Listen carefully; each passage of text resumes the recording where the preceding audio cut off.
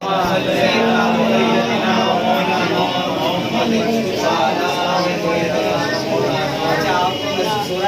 ہے آپ کو مائک کی ضرورت نہیں ہے، گھر میں ہی ہو رہی ہے آپ اللہ کا رحم و کرم ہے وہ تھوڑے باہر آ جاتی ہے آواز، اب گھر میں ہی ہو رہی ہے، باہر میں چلیے۔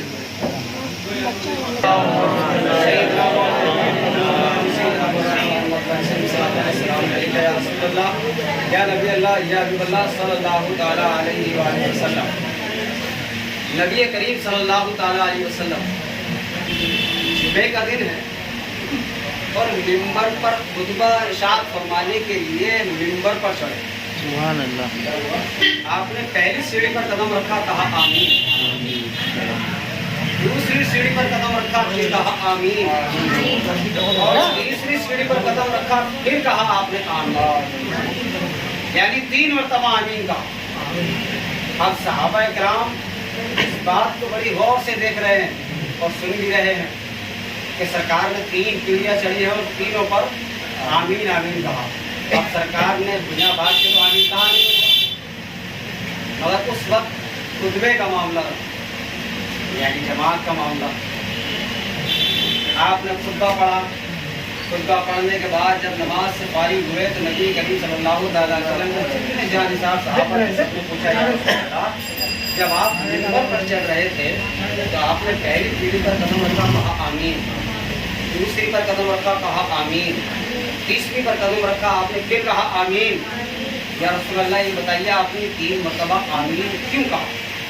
تو نبی کریم صلی اللہ تعالیٰ علیہ وسلم نے ارشاد فرمایا کہ جس وقت میں خطبہ پڑھنے کے لیے ممبر کے آگے کو بڑھا، چڑھنے کے لیے آگے بڑھا، تو جبریل امین تشریف لے آئے، یعنی اللہ کا پیغام لے اور کہا کہ یا رسول اللہ، اللہ تعالیٰ آپ کو سلام بھیجتا ہے۔ بعد میں پیام یہ ہے، آپ بعد میں پہلا پیام یہ ہے کہ جس کی زندگی میں رمضان آئے، جس کی زندگی میں رمضان پوچھ کر چھوڑ دے تو وہ شخص ہلاک ہو جائے اور برباد ہو جائے۔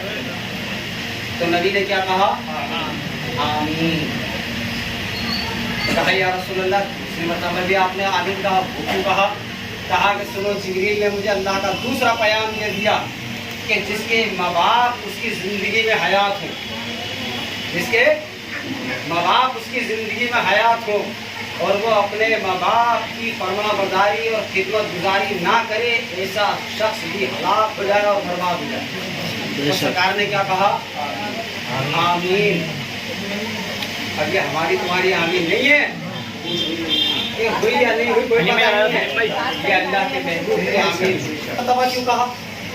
کہا کہ مجھ سے جبریل امین نے تیسرا پیام دیا اللہ کا، اور کہا کہ یا رسول اللہ، جس کے سامنے آپ کا نام لیا جائے، جس کے سامنے آپ کا نام لیا جائے یا آپ کا ذکر ہو اور وہ آپ پر درود نہ پڑے تو ایسا شخص بھی ہلاک ہو جائے اور برباد ہو جائے۔